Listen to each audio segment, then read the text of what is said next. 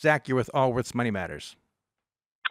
Thanks, guys. So I just started a new job, and it's in the public sector. So now I'm in with STRS, and they also have 403B and 457.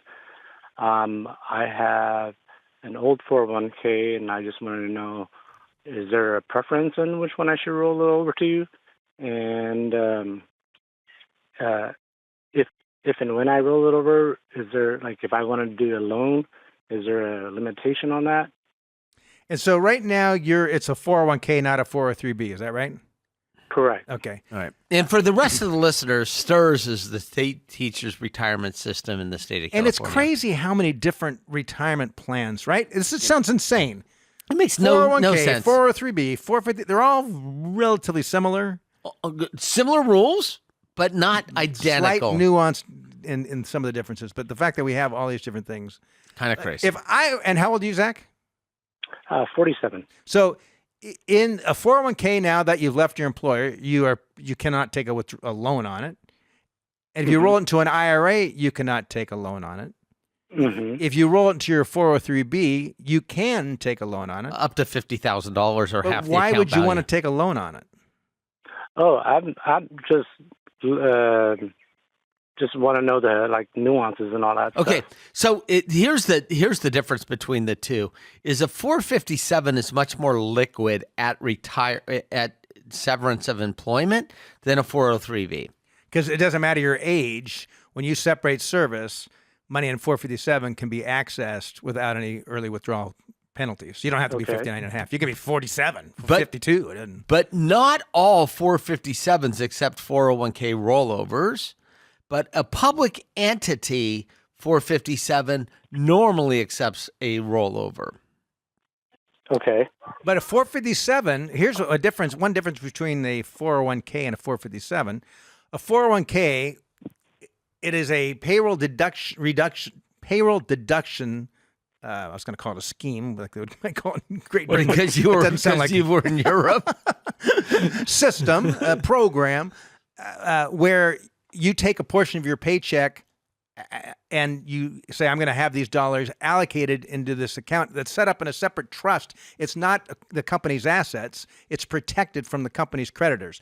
On a 457, it's based upon the employer. So it's technically a deferred payroll. So the company's basically your employer says, instead of paying you 100% of your pay today, I'm going to pay you 90%. The other 10% I'm going to set aside. Oh, by the way, I'm going to let you decide how it's invested. But it's still technically subject to creditors. So if it's some tiny bodunk municipality, we'd probably say avoid the 457. But in your case, I'd just move it to the 403b. Okay. I mean, if you were my little brother, I would just say, just move it to the 403b.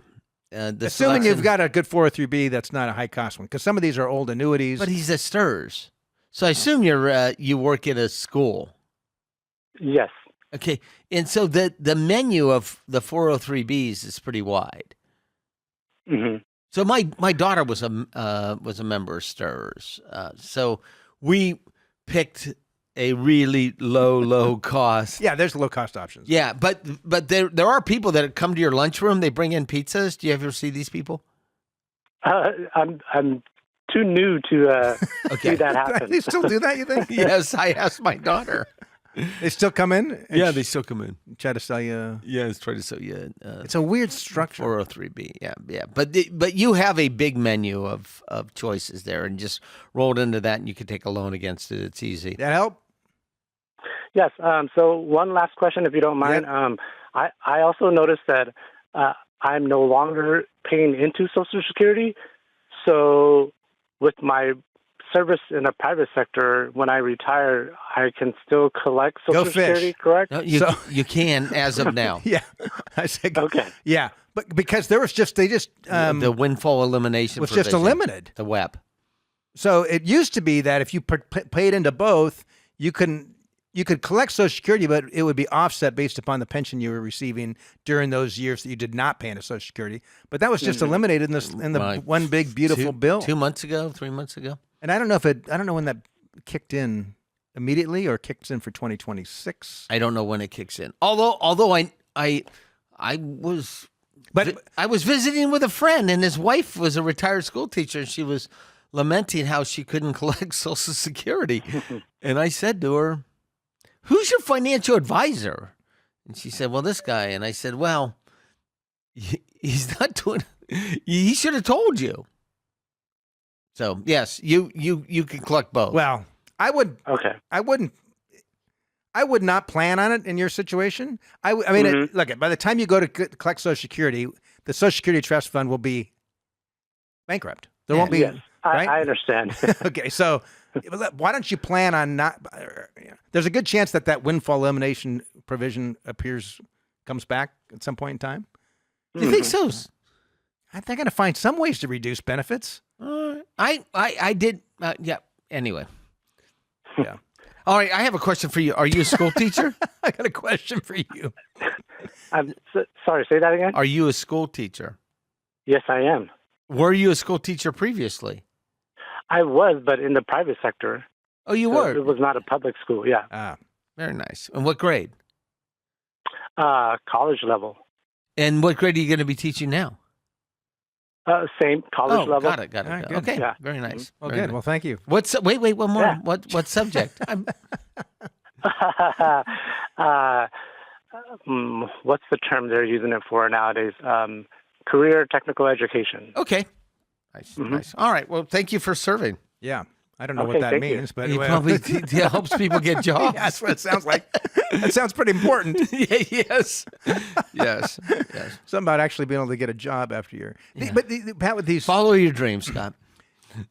the further someone is away from retirement, from planning standpoint, the more you got to correct. look at, what government benefits are going to be there for you. What probability of these promises are going to be there? Even if you look at Medicare, right? So right now, if you're a high income retiree, your Medicare Part B premiums could be several $100s a month.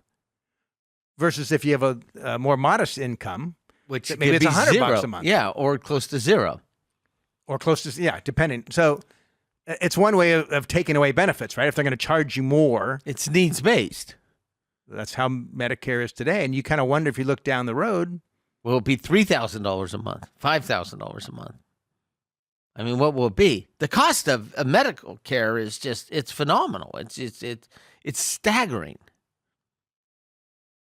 It is, look at the percentage of the 20% of our consumes GDP in the United States, 20%. Yeah, but we have great. And if you look at most of the jobs that have been created recently, they've been in the medical sector. Yes, it's but look at our. I know, Pat. I can't. I'll never forget. Years ago, I had a client who's retired, and he comes in, and he's talking about his knee replacement, and how awesome it is. He's able to golf again. He says how much pain he used to be in it. He's like, man, it's so good. I'm golfing 3 days a week. I haven't been able to do this. And then 10 minutes later, he's complaining about his medical premiums. He was retired, had medical care. He was not relatively young retiree, had medical care from his employer, and his copayment went up, whatever it was. Yeah, and the not knee- even very much. There was a complete disconnect. But I said, "You got a brand new knee." And what'd he say? Well, I guess you got a good point there. I'm like, But like a knee is a lifestyle. It's not. He wasn't going to die from a sore knee. He would just be uncomfortable and couldn't play golf. well, to some people, that would equate to death.